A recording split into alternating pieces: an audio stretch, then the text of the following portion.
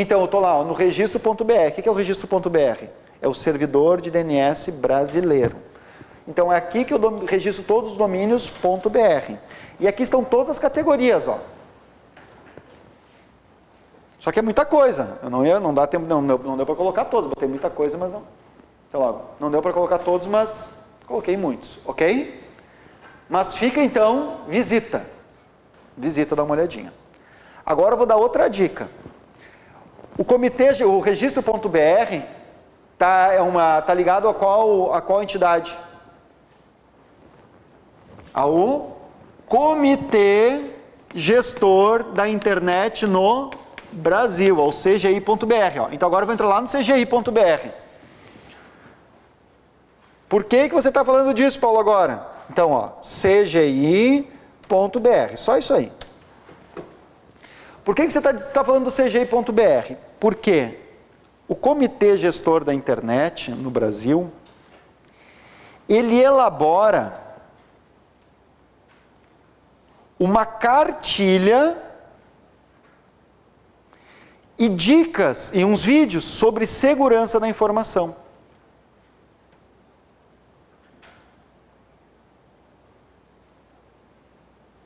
Então, de novo, o Comitê Gestor da Internet, ele elabora uma cartilha e alguns vídeos sobre segurança da informação. E todas as organizadoras de concurso público se baseiam na cartilha organizada pelo Comitê Gestor da Internet. Quer dizer, as organizadoras leem o que está na cartilha e, baseado na cartilha, é que montam as questões. Então, quando a gente for tratar a parte de segurança da informação, inclusive eu vou usar um material do Comitê Gestor da Internet. Agora deixa eu fazer mais um comentário. Aqui vocês podem encontrar tudo isso aqui, ó, eventos, barará, livros, pesquisas, revistas. Acho que aqui no documentos deve estar. Deixa eu ver se não está sobre. Ali é publicações, eu acho aqui. Celebração, mensagem, bom. Mas para os meus alunos não terem que ficar catando muita informação, o que eu fiz? Olha bem, www.aprenderdigital. Aí lá no meu site, eu coloquei lá, ó, videoaulas. E aqui em videoaulas, não sou mais, videoaulas. Aí lá na parte de segurança da informação, ó, os vídeos eu coloquei no meu site. Então os videozinhos aqui, ó. Vocês já assistiram esses vídeos? Esses vídeos, cada videozinho tem 5 minutos, mais ou menos 5 minutos e pouco, tá? São 4 vídeos, assiste nessa ordem, tem que assistir. Esses videozinhos foram elaborados pelo Comitê Gestor da Internet.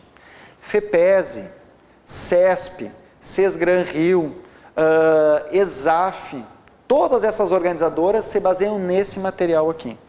E vou dizer mais, a prova do MP, que FEPESE organizou no ano passado, no meio do ano passado, a FEPESE organizou a prova do Ministério Público, um pouquinho depois, aí foi agosto, que foi a prova do MP. A prova do MP tinha uma questão de informática que perguntava sobre um código malicioso chamado bootnet. A explicação sobre esse código malicioso matava a questão no segundo minuto desse vídeo aqui, ó. Segundo ou terceiro minuto desse vídeo, você mata a questão. Quer dizer, com um vídeo de 5 minutos, você assistindo até o terceiro, você matava a questão. Então tem que assistir esses vídeos. Por que eu estou dizendo isso hoje? Porque a nossa próxima aula será sobre segurança da informação. E seria bom se vocês tiverem dado uma olhada nesses vídeos. Porque é tudo animaçãozinha, é tudo fácil de entender.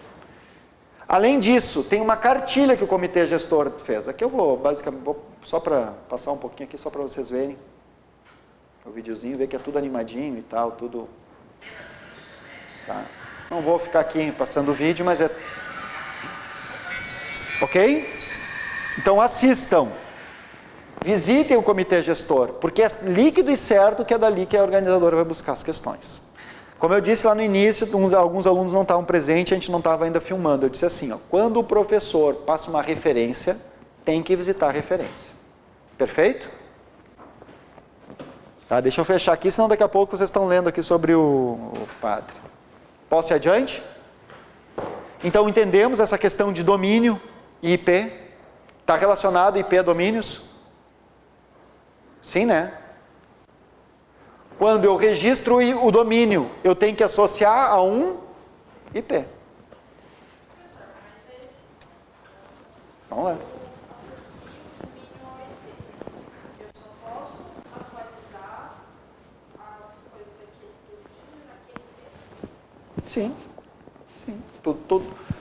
Quando você faz essa associação, tá, como é que você faz para chegar até a máquina? Antes você botava o IP, agora você põe o domínio. Tudo que você estava postando pelo IP, dá tanto fácil você usar IP ou domínio. Essa que é a ideia. Entendeu? É só uma maneira diferente de chegar ao mesmo local. Entendeu? É outra máquina.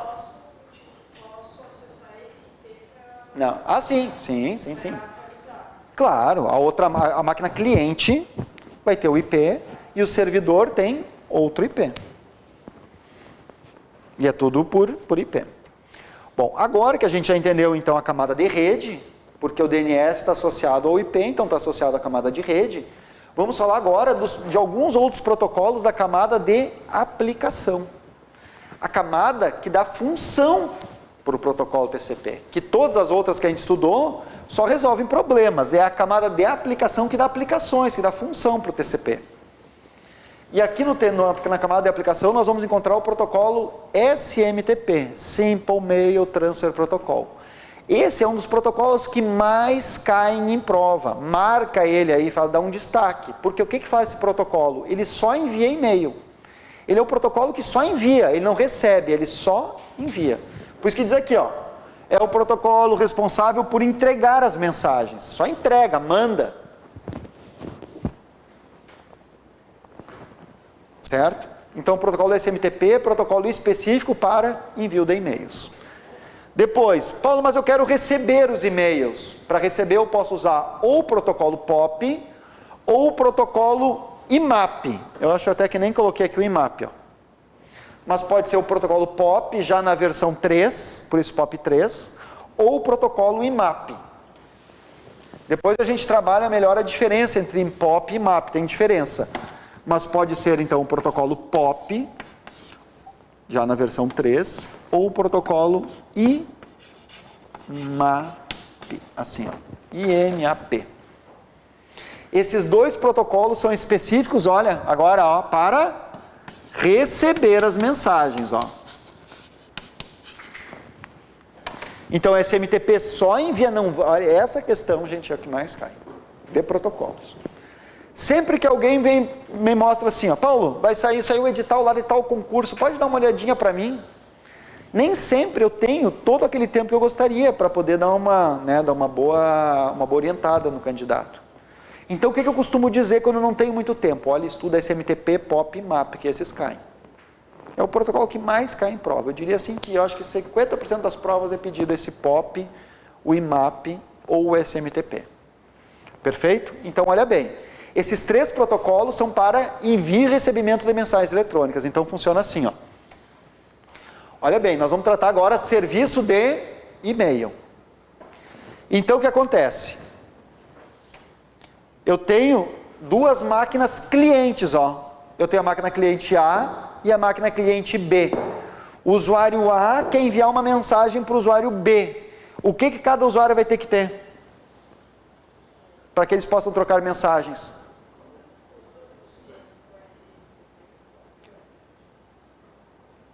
Não, tem uma coisinha aqui. O envio da mensagem é feito direto da minha máquina para a máquina do outro usuário? Não, cada usuário vai ter que ter um servidor de e-mail. Beleza. Que poderia ser o mesmo ou podem ser diferentes. Poderiam usar os dois, poderiam usar o Gmail ou pode usar servidores diferentes. Um usar o Gmail e o outro Hotmail, por exemplo. Então, quem envia e recebe as mensagens, na verdade, são os servidores de e-mail. Agora, o usuário A quer mandar a mensagem para o usuário B. Qual é o protocolo que ele vai usar para enviar a mensagem para o servidor dele? É o protocolo. Então, ó, ele vai escrever aqui a mensagem. Ó. Ah, só para lembrar. Ó. Para escrever a mensagem aqui na máquina dele, ele vai ter que usar um software do tipo cliente de correio eletrônico. Por que ele vai ter que usar um software do tipo cliente? Porque ele vai conectar ao servidor. A relação sempre é cliente-servidor. Lembra que a gente viu lá no início, né? Relação cliente-servidor. A máquina que presta o serviço e a máquina que utiliza o serviço. A minha máquina está utilizando o serviço, então eu tenho que ter um software aqui do tipo cliente de correio eletrônico. Quais são os softwares, os aplicativos do tipo cliente de correio eletrônico? Se tinha alguns aí. Outlook, Outlook Express, Mozilla Thunderbird, Todos eles são exemplos de correio eletrônico, clientes de correio eletrônico. Beleza, então eu vou lá no Outlook e escrevo aqui a mensagem, coloco o destinatário, coloco o assunto, coloco a mensagem e clico em enviar. Quando eu clicar em enviar aqui, qual é o protocolo de envio? O SMTP. Então a minha máquina vai se conectar ao servidor na hora do envio por SMTP. Agora, o meu servidor tem que enviar a mensagem para o outro servidor. Qual é o protocolo de envio mesmo? SMTP. Então cuida, porque aqui entre os servidores é sempre SMTP. Por que aqui entre os servidores é sempre SMTP? Porque é sempre um servidor enviando para o outro. Nunca é um servidor que vai buscar no outro a informação. É um que está enviando para o outro. Então aqui no meio é sempre SMTP. Isso também já foi pergunta de concurso. Entre os servidores é sempre SMTP. Agora, quando esse usuário quiser ler as mensagens que já estão no servidor dele, quais são os protocolos que ele vai poder usar para descarregar as mensagens? Ele vai poder optar pelo protocolo POP ou IMAP. Só lembrando que ele também vai ter que ter instalado no computador dele um software do tipo cliente de correio eletrônico. Ou seja, o Outlook Express, o Mozilla Thunderbird, o Windows Live Mail, são todos exemplos de clientes de correio eletrônico. Não existe um padrão de configuração desses servidores de e-mail? Existe, que é o endereço. Todos eles têm um padrão, só que o endereço muda. Não, que às vezes acontece, de um servidor não suportar o escrevimento da mensagem. Não, porque aí tem que observar por que não está, os porquês. Tem N motivos. Por exemplo, o servidor não aceita HTML. Pode ser isso. A mensagem é maior do que o tamanho, o anexo é maior que o tamanho da caixa postal. Cada caixa postal tem um tamanho. Eu estou mandando, por exemplo, digamos que a caixa postal do outro usuário tem 10 megabytes, eu estou tentando mandar um arquivo com 20. Não vai dar. Então tem vários, tem que ver qual o motivo. Mas na verdade todos eles trabalham no mesmo padrão. Mas aí é sempre isolado o motivo. Aí tem que ver o motivo isolado, exatamente. A ideia é que todos eles conversem entre si, porque todos utilizam o mesmo protocolo que é o TCP. Tudo isso aqui que a gente está falando, IP, HTTP, SMTP, POP, MAP, é tudo TCP. Está tudo dentro do TCP. Quando eu falo TCP, eu estou falando tudo isso aí. IP, estou falando POP, MAP, SMTP, HTTP, HTTPS, Telnet, tudo isso, ó. Falou TCP, só voltando aqui numa imagem. Falou TCP, está falando todos esses protocolos aqui, ó. Tudo isso é TCP. Não é só isso aqui. Tá? Então, o padrão é TCP. Então, basicamente, eles trabalham no mesmo padrão. Bom, mas voltando. Então, beleza. Agora, quando esse usuário recebe a mensagem, cai na caixa de entrada do cliente de correio eletrônico. Todas as mensagens caem numa caixa. E a caixa é a caixa de entrada. Certo? Bom, e se esse usuário quiser enviar a mensagem? Agora fazer o caminho inverso. Para enviar, SMTP. Entre os servidores, sempre SMTP. E esse para receber, vai optar ou POP ou IMAP. Então não pode esquecer esses 3 primeiros protocolos. Lembrar que esses 3 primeiros protocolos que a gente está estudando aqui estão na camada de aplicação. Perfeito? Agora vamos adiante. Sim. Na verdade, são serviços diferentes, né? São recursos diferentes. Né? O POP, eu não ia entrar nesse momento, não ia tratar dessas diferenças agora, mas basicamente o POP é assim. Ó. O POP, deixa eu voltar essa imagem. Quando você acessa por POP, tá? Aqui, ó. Você tem 2 opções. Descarregar tudo que está no servidor e manter só na tua máquina e apagar no servidor. Ou você pode deixar uma cópia no servidor e uma cópia na tua máquina.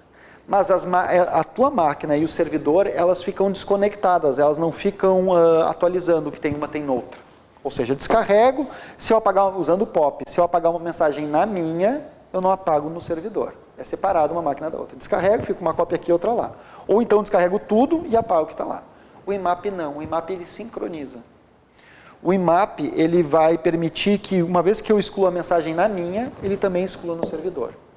Eu crio um contato no meu computador, no cliente, ele também cria no servidor. Então ele sincroniza, são serviços um pouquinho diferentes. Depois a gente pode dar uma aprofundada Aí depende um pouco de cada servidor. Lembrar que tem servidores que permitem só POP, tem outros que permitem POP e IMAP. Também nível do usuário e também do administrador da rede, qual o serviço que ele quer disponibilizar. Porque aí depende um pouco de segurança, tem vários aspectos que têm que ser analisados. Bom, indo adiante. Mas cuida que esses 3 protocolos, então, são para mensagens eletrônicas. Mensagem eletrônica, que é o mail, né, mensagem, e tudo que tem eu eletrônico. Foi um dos primeiros serviços a ser criados no protocolo TCP. Um dos primeiros protocolos criados foi o SMTP. Bom, agora olha só. Lembrar o seguinte, ó. No e-mail eu tenho o campo para quem eu quero mandar, o campo CC com cópia e o CCO, cópia carbono oculta. Também posso colocar um assunto e arquivos anexos. Lembrar que os anexos é no máximo até 25 megabytes. Não consigo anexar arquivos maiores que 25 megabytes. Aí depois eu posso colocar a mensagem e enviar. Só quero lembrar o seguinte, o campo para e o campo CC, aqui eu coloco onde eu coloco esses endereços, quando eu coloco no campo para, todos que eu coloco no campo para também são vistos pelos usuários do campo CC. Significa dizer o seguinte, quando eu mandar essa mensagem, o Antônio vai ver que eu também estou mandando uma cópia para a Maria. E a Maria vai ver também que eu estou mandando uma cópia para o Antônio. Quer dizer, esses 2 usuários vão se enxergar. Agora, todo mundo que eu colocar no campo CCO, esse não vai ser visualizado pelos outros usuários. O cópia carbono oculta, ou com cópia oculta, significa que todo mundo que estiver dentro desse campo, um não vai enxergar o outro. Então, sabe que existe uma questão de etiqueta na internet, né? Chamam de etiqueta. Me fugiu, etiqueta. Tem um nome aí. Que é etiqueta digital, digamos assim. Olha só. Eu acabei de passar meu e-mail para vocês no início da aula, né? Meu e-mail, paulonajara@gmail.com. Tudo bem, aquele meu e-mail é público. Mas imagine que eu fosse um e-mail que eu não quisesse sair divulgando para vocês. Para você não quisesse sair divulgando por aí. Divulguei para vocês, mas não quisesse que vocês divulgassem. Então, vocês já viram falar naquelas correntes de e-mail, né? Já devem ter recebido vários e-mails em forma de corrente. Dá um exemplo clássico. Te manda uma mensagem e botam assim, ó, olha, se você quiser ter sucesso na vida amorosa, mande para 10 pessoas e o amado vai passar na esquina. Manda para 100 e o amado vai passar na porta. Manda para 1000 e o amado vai entrar correndo aí e já vai te pedir em casamento. Mais ou menos isso, né? E se não vão mandar, e se essa mensagem não for enviada, se você quebrar a corrente, acabou a tua vida amorosa. Basicamente é assim, né? É sempre... Então, por que alguém cria um e-mail, uma corrente de e-mail? Um dos motivos é para captar endereços eletrônicos válidos. Porque o que o pessoal faz? Quando lê, olha, se eu mandar para 1000, o amado vai entrar correndo, o que eu faço? Com 3 cliques eu mando para todos os meus amigos essa mensagem. Com 3 cliques. Por quê? Porque eu venho e clico aqui no campo para, um clique. Segundo clique, já vai abrir uma caixinha de diálogo com todos os meus contatos. Vou lá e seleciono todos e peço, adiciona. Com 3 cliques eu ponho todos os meus contatos aqui. Então, com 3 cliques eu ponho todos os meus contatos, o que eu vou fazer? Dou 3 cliques ou vou correr o risco de minha vida amorosa acabar? Prefiro dar 3 cliques. Só que o que o pessoal faz? Bota todo mundo no campo para. Quando põe todos os contatos no campo para, um amigo enxerga o e-mail do outro amigo. Quer dizer, um usuário enxerga o endereço do outro.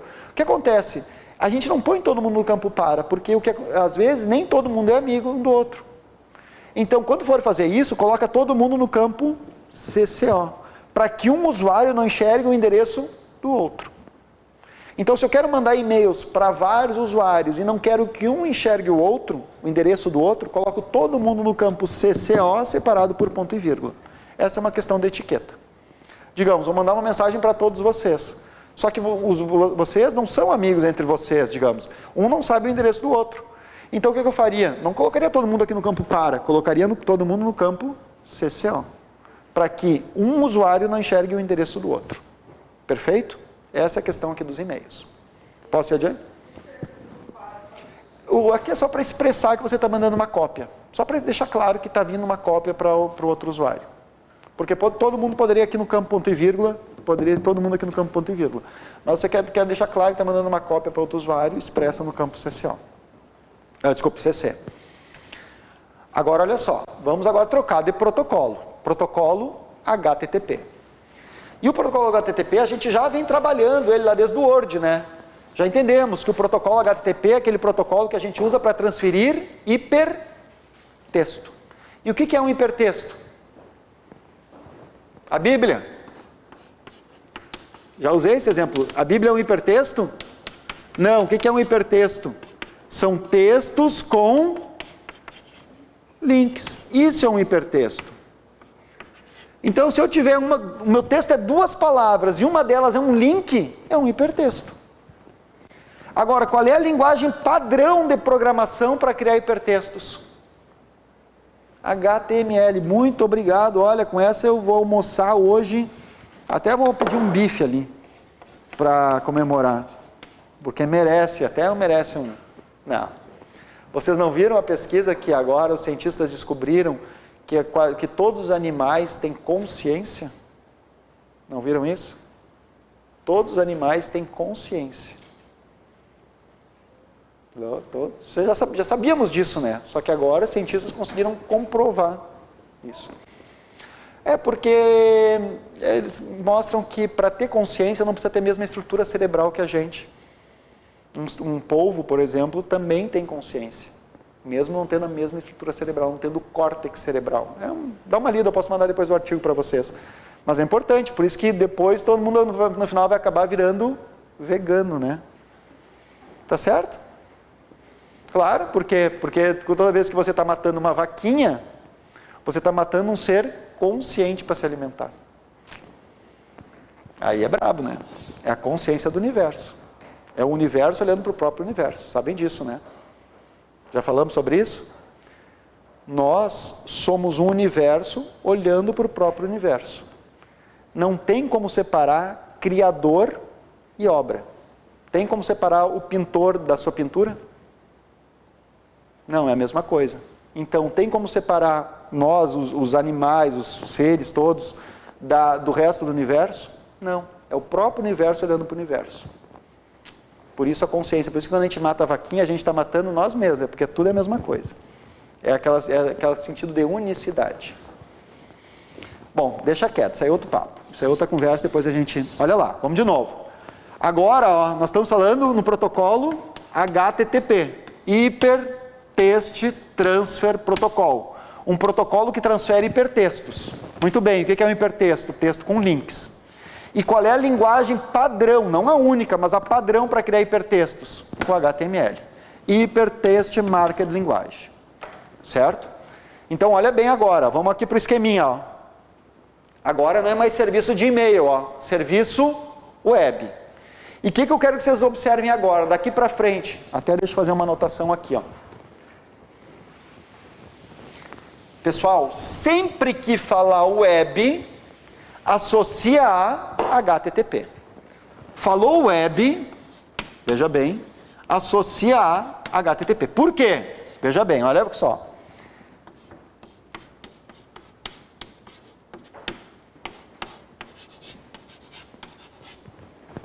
Web está se referindo a www.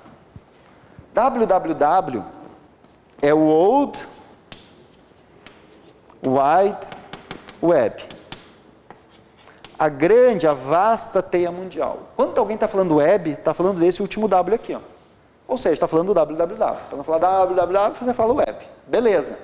Agora, então, falou www, tem que lembrar que www é um recurso do HTTP. Então, falou web, está falando HTTP. www só funciona no protocolo HTTP, é um recurso do HTTP. Então, quando eu falo serviço web, estou falando num serviço de hipertexto, transferência de hipertexto. E como é que isso é feito? Então é feito assim, ó. Eu estou aqui na máquina cliente e quero acessar o servidor web. O que é o servidor web?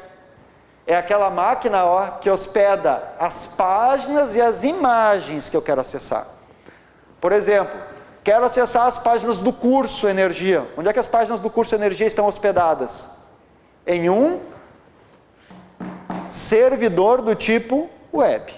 A gente já viu o servidor de DNS, né? Então também já tínhamos citado o servidor web. Agora a gente está entendendo melhor o serviço. Então funciona assim, ó. Eu aqui na minha máquina cliente, eu tenho que requisitar a página. Então eu solicito a página para o servidor. Como é que eu solicito essa página? digitando a URL.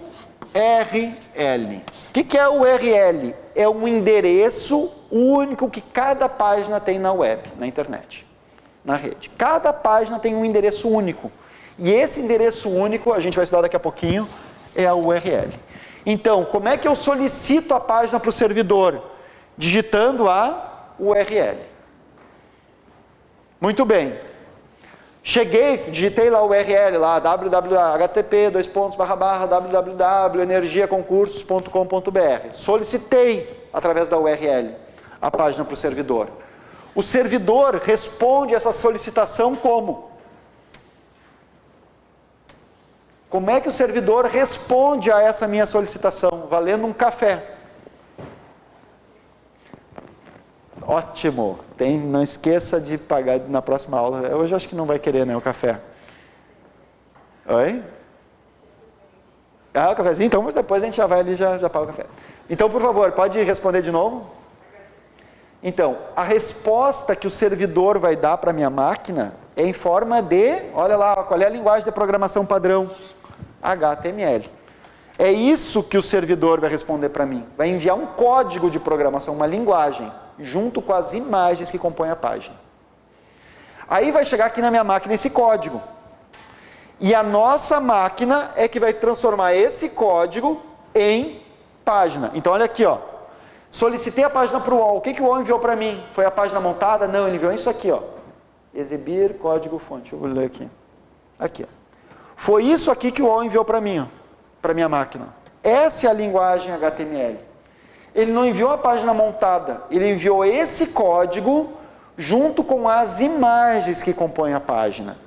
E o nosso navegador, não importa qual seja ele, não importa se eu estou usando Internet Explorer, Mozilla Firefox, se eu estou usando Google Chrome, é o nosso navegador que interpreta aquele código HTML, junta com as imagens e monta a página. Então o nosso navegador, ele é um interpretador do código HTML.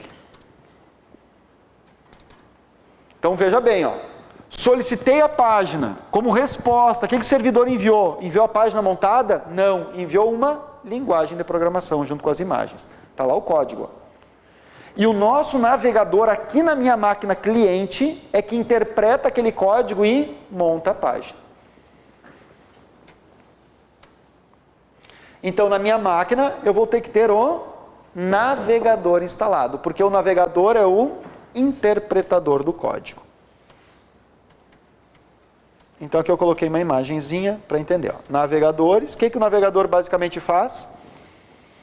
Ele pega aquele código HTML e monta e exibe assim para o usuário, em forma de página. Tá? Não, tudo bem, é assim, ó. A gente não tratou ainda de URL, por isso que você está tendo dificuldade mesmo, tá? Faz sentido. A URL a gente vai estudar daqui a pouquinho. O que a gente vai ver? Que na URL, uma parte da URL, uma parte é o domínio. Mas não é só o domínio que entra na URL. Vai entrar protocolo, rede, uns outros elementos que a gente vai estudar daqui a pouquinho. Tá? Mas uma parte da URL é composta pelo domínio, mas não só pelo domínio. E o que é então essa URL? É um nome, é uma uniformização dos nomes na rede. Para que, tanto lá no Japão, nos Estados Unidos, no Brasil, na Argentina, todos usam a mesma uniformização, a mesma maneira de uniformizar os nomes. E essa maneira é tal da URL. A gente vai estudar depois com calma. E a URL, uma parte dela, entra o domínio. Domínio, tipo de domínio, país do domínio. Deixa eu ver que horas são. Passei já do horário? Na verdade, 12:05 nosso horário. Ok? Bom, mas eu vou fazer um intervalo aqui, a gente vai parar aqui, não tem problema, é aqui mesmo o nosso ponto. Só quero, antes de terminar a aula, só quero reforçar alguns conceitos, tá? Só 2 minutinhos a gente já faz um intervalo, já para aqui. Então, olha bem. Voltando aqui à questão do, não sei se vocês observaram, mas eu estou explicando toda a parte da internet através do, olha bem, do protocolo TCP. Tem como explicar a internet sem explicar a TCP? Não, porque toda a internet se baseia em TCP. E quais são os serviços que a internet oferece? Os serviços que o protocolo TCP oferece. Então, a internet oferece envio e recebimento de e-mails? Sim. Por que a internet oferece esse serviço? Porque o TCP tem um protocolo para enviar e-mails e tem os protocolos para receber os e-mails. A internet oferece o serviço de páginas? Sim, oferece. Por quê? Porque o TCP oferece o serviço de hipertexto. A internet oferece o serviço de transferência de arquivos? Sim, porque o protocolo TCP oferece o protocolo FTP. Então, todos os serviços, os recursos que a internet oferece são os serviços oferecidos pelo TCP. E a gente já estudou algumas coisas, como, por exemplo, o endereçamento da rede. Então, acho que ficou claro essa questão do DNS, como é que funciona o domínio, tá? Que está associado ao IP. Sempre é bom cuidar aqueles conceitos de IP, certo? Então, dá uma cuidadinha aqui. Depois, já começamos a estudar o serviço de e-mail. Serviço de envio e recebimento de mensagens eletrônicas. E tem que dar uma observada, então, que protocolo de envio é SMTP, entre os servidores é SMTP e para receber POP ou IMAP, certo? Na próxima aula eu retomo, então, a partir aqui do serviço web. Por hoje, gente, muito obrigado. Agradecer também o pessoal que está em casa nos assistindo e dizer para vocês que eu estou disponível para os e-mails, para as dúvidas, tá? Mandem dúvidas, mandem os exercícios para a gente ir resolvendo. O pessoal que está em casa também. Muito obrigado por hoje.